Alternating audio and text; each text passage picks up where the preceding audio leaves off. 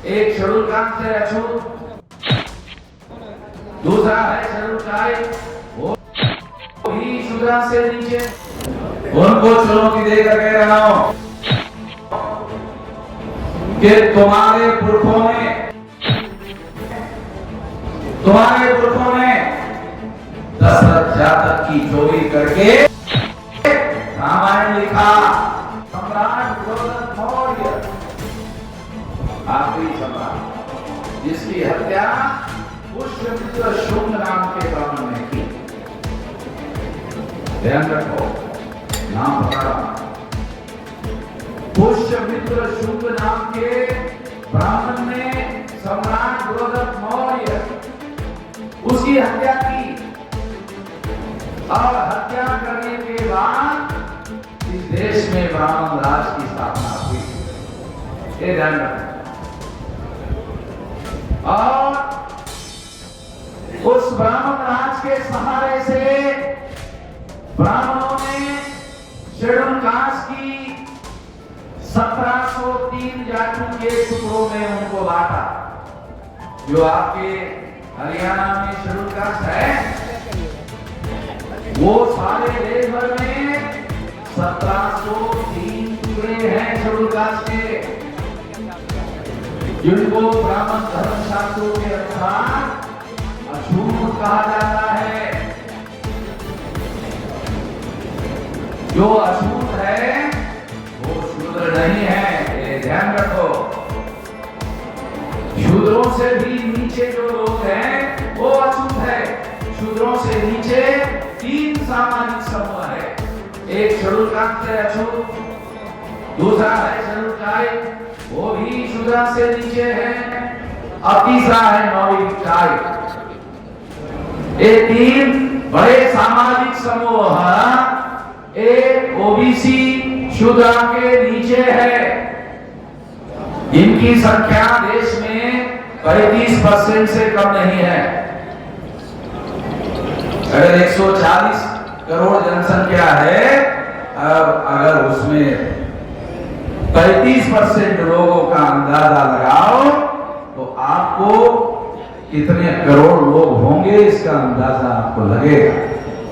साथियों, इतने लोग वर्णा सिस्टम में शूद्र के नीचे है, और जो जिसे यहाँ पर शूद्राज क्रांति शब्द प्रयोग किया गया है, वो शूद्र जातियों की संख्या 3743 जातियां।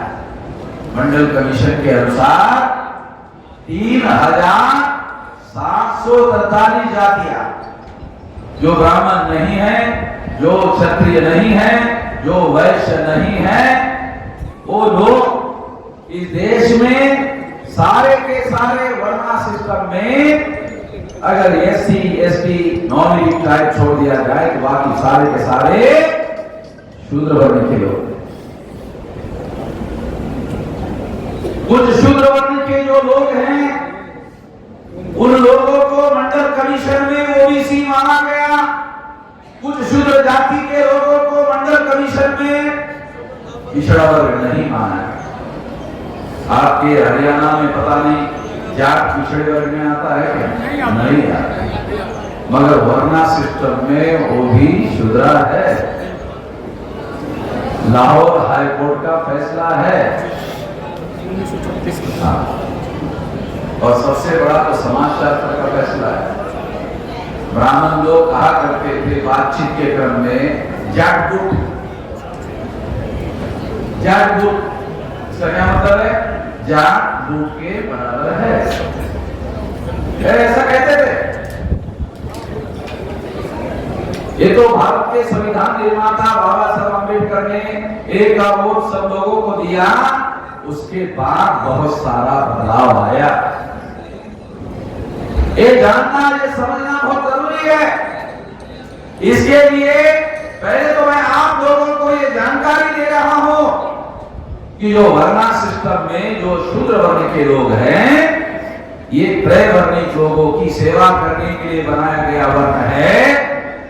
मगर अभी जो दूसरा वर्ण है, क्षत्रिय वर्ण है, और क्षत्रिय वर्ण के लोग यहाँ स्टेज पर आए थे, ये उन्होंने मुझे पगड़ी पहनाई राजस्थान से आए। अभी आपने देखा ये क्षत्रिय वर्ण के लोग राजस्थान से आए, ये उन्होंने पगड़ी पहना। क्यों है मालूम? भारत में जब ब्राह्मण नहीं आए थे, विदेश में थे, विदेश से जब भारत में आए तो यहाँ जो प्रजा थी वो प्रजा नाग लोग थे, नाग लोग। ये नाग लोगों का साम्राज्य था। ये जो मौर्य साम्राज्य है ये नाग लोगों का साम्राज्य था। नवल वियोगी का नाम सुना होगा, ये आपके इलाके का है। Naval Viyogi deputy director survey of India का, आर्कियोलॉजिकल सर्वे ऑफ इंडिया का नवल वियोगी, उसने लिखा नागार the ancient ruler of India. ये जो मौर्य थे ये नाग लोग थे। नाग लोगों ने देश में साम्राज्य स्थापित किया था। नाग इसके सबसे ज्यादा महान लोग थे। ये नाग लोगों की 6247 जाति के टुकड़ों में ब्राह्मणों ने टुकड़े किए। शेड्यूल कास्ट की 1703, आदिवासियों के 801 और पिछड़े वर्ग की 3743। तो 6247 जाति के टुकड़े ये नाग लोगों के टुकड़े किए। इस देश में हम सब लोग जिसे शूद्र कहा गया वो नाग लोग हैं। आप लोगों को, हर जाति के लोगों को अपने जाति का गर्व होता है। जाति का गर्व गुलामी का गर्व है। मूर्खता का त्याग करना होगा। क्या कोई ये बात बता सकता है कि हमारे बाप ने, दादा ने, परदादा ने, लगरदादा ने जातियां निर्माण की? कोई नहीं बता सकता। बल्कि जो दस्तावेज उपलब्ध है उसके अनुसार ब्राह्मणों ने जातियां बनाई। ब्राह्मणों के धर्मशास्त्रों में इसके दस्तावेजी प्रमाण है। यदि आप मनुस्मृति पढ़ लो तो जातियां कैसे निर्माण हुई उसके सबूत आपको मिले। और ये जातियां निर्माण करने वाला ग्रंथ एक ब्राह्मणों के द्वारा निर्माण किया गया और ब्राह्मणों ने जातियां निर्माण की। सम्राट मौर्य की हत्या करने के बाद मनुस्मृति का निर्माण हुआ। कितने लोगों को पता है हमारे? मैं ये नहीं पूछ रहा हूं कि अनपढ़ लोगों को, कितने लोगों को पता है, नहीं ये नहीं कह रहा। हमारे पढ़े लिखे लोग, 2-4 लोगों को पता है, वो जरा सुनने के बाद पता है। ये जो हाथ खड़े करने वाले हैं वो मेरे वीडियो देख रहे हैं, मुझे मालूम है।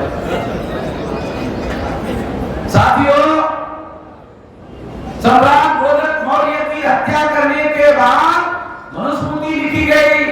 सम्राट गोरख मौर्य की हत्या करने के बाद रामायण लिखी गई। आप लोग सुनकर हैरान हो जाओगे। बुद्ध के प्रवचन में, ध्यान रखो, बुद्ध के प्रवचन में जातक कथा का संदर्भ आता है।